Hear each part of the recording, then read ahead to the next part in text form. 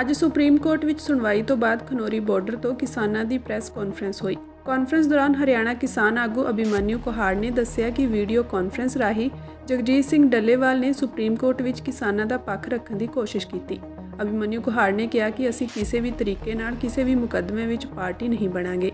ਜਿਵੇਂ ਕੱਲ੍ਹ ਮਾਨਯੋਗ ਸੁਪਰੀਮ ਕੋਰਟ ਨੇ ਕਿਹਾ ਸੀ ਕਿ 24 ਘੰਟੇ ਲਈ ਕਿਸਾਨਾਂ ਲਈ ਦਰਵਾਜ਼ੇ ਖੁੱਲ੍ਹੇ ਹਨ, ਉਸ ਗੱਲ ਨੂੰ ਰੱਖਣ ਦਾ ਅੱਜ ਫੈਸਲਾ ਲਿਆ ਗਿਆ। ਅਭਿਮਨਿਊ ਕੁਹਾੜ ਨੇ ਕਿਹਾ ਕਿ ਲਗਭਗ 12 ਵਜੇ ਜਗਜੀਤ ਸਿੰਘ ਜਦੋਂ ਨਹਾਉਣ ਲਈ ਗਏ ਤਾਂ ਅਚਾਨਕ ਡਿੱਗ ਗਏ ਅਤੇ ਉਹਨਾਂ ਦੀ ਤਬੀਅਤ ਬਹੁਤ ਵਿਗੜ ਗਈ। ਉਹਨਾਂ ਨੇ ਬੇਹੋਸ਼ ਹੋਣ ਤੋਂ ਪਹਿਲਾਂ ਉਲਟੀਆਂ ਵੀ ਕੀਤੀਆਂ। ਇਸ ਤੋਂ ਬਾਅਦ ਡਾਕਟਰਾਂ ਦੀ ਟੀਮ ਤੁਰੰਤ ਉੱਥੇ ਪਹੁੰਚੀ। 8 ਤੋਂ 10 ਮਿੰਟ ਤੱਕ ਜਗਜੀਤ ਸਿੰਘ ਡੱਲੇਵਾਲ ਪੂਰੇ ਹੋਸ਼ ਵਿੱਚ ਨਹੀਂ ਰਹੇ। ਸਾਰੇ ਕਿਸਾਨ ਅਤੇ ਦੇਸ਼ ਦੇ ਲੋਕ ਉਸ ਵੇਲੇ ਬਹੁਤ ਹੀ ਭਾਵੁਕ ਸਥਿਤੀ ਵਿੱਚ ਸਨ।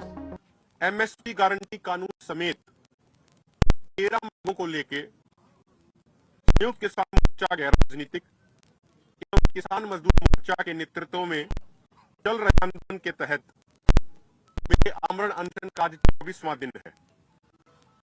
मुझे खबरों से पता चला कि आप मेरे स्वास्थ्य को लेकर काफी चिंतित हैं।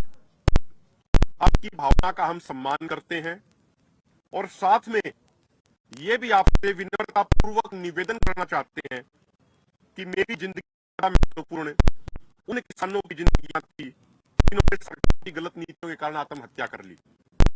पहले सिर्फ किसान एवं खेतीहर मजदूर ही एमएसपी गारंटी कानून की मांग कर रहे थे, लेकिन अब तो खेती के विषय पर बनी संसद की स्थायी समिति ने भी अपनी रिपोर्ट पहला volume point number 7 page number 54 पर स्पष्ट कर दिया है कि एमएसपी गारंटी कानून बनाया जाना चाहिए और इससे किसानों, ग्रामीण अर्थव्यवस्था एवं देश को बहुत फायदा होगा।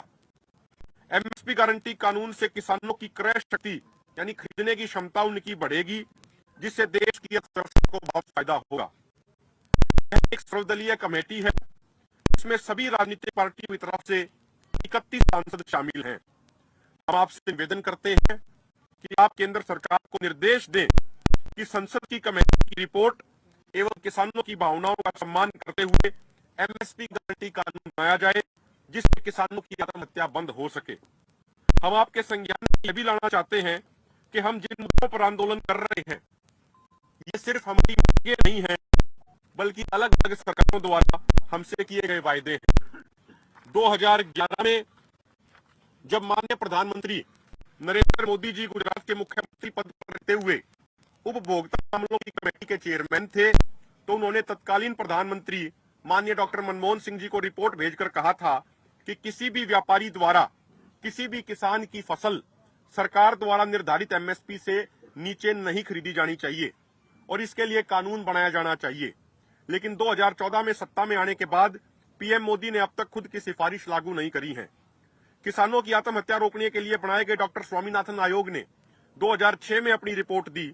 2014 तक यूपीए की सरकार सत्ता में रही, लेकिन उन्होंने रिपोर्ट लागू नहीं करी। 2014 के लोकसभा चुनाव प्रचार के दौरान माननीय नरेंद्र मोदी जी ने वायदा किया था कि वे प्रधानमंत्री बने तो स्वामीनाथन आयोग के C2 प्लस 50% फार्मूले के अनुसार फसलों का एमएसपी तय करेंगे।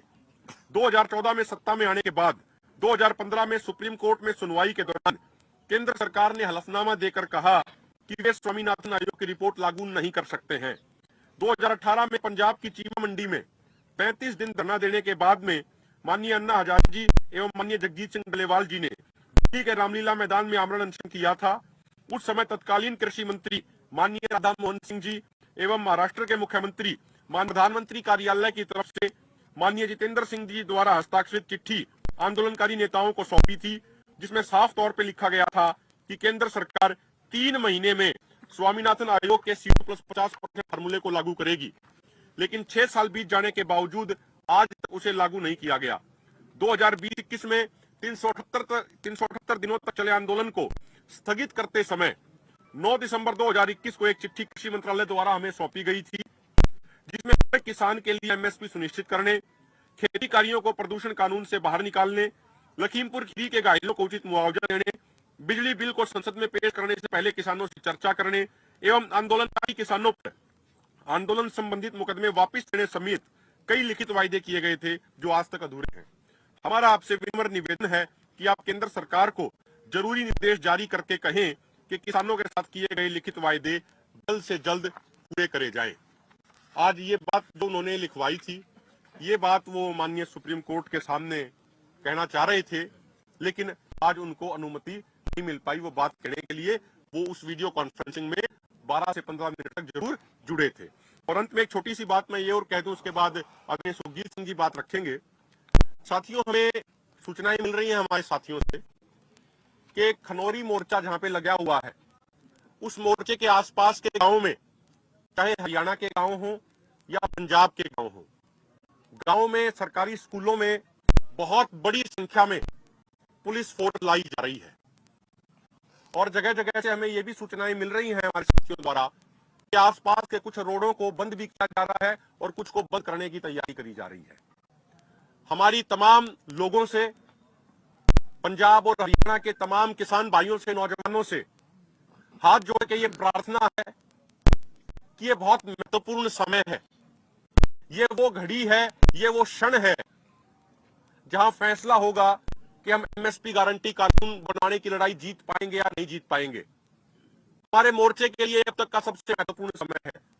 इसलिए सारे साथी बिना किसी देरी के अधिक से अधिक संख्या में शांतिपूर्ण ढंग से खनौरी बॉर्डर पे पहुंचे।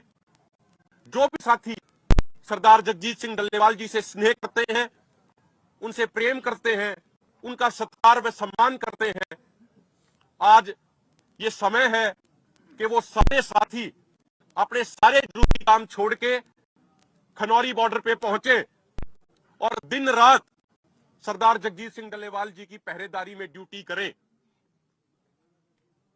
इतना ही हमारा उनसे हाथ जोड़ के निवेदन है। और हम ये संदेश बिल्कुल स्पष्ट तौर पे देना चाह रहे हैं कि हम शांतिपूर्ण ढंग से आंदोलन लड़ रहे हैं और आगे भी लड़ेंगे।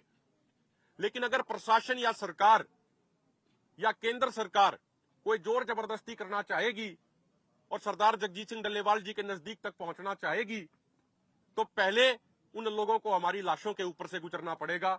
उससे पहले हम उनको सरदार जगजीत सिंह डल्लेवाल जी तक नहीं पहुंचने देंगे।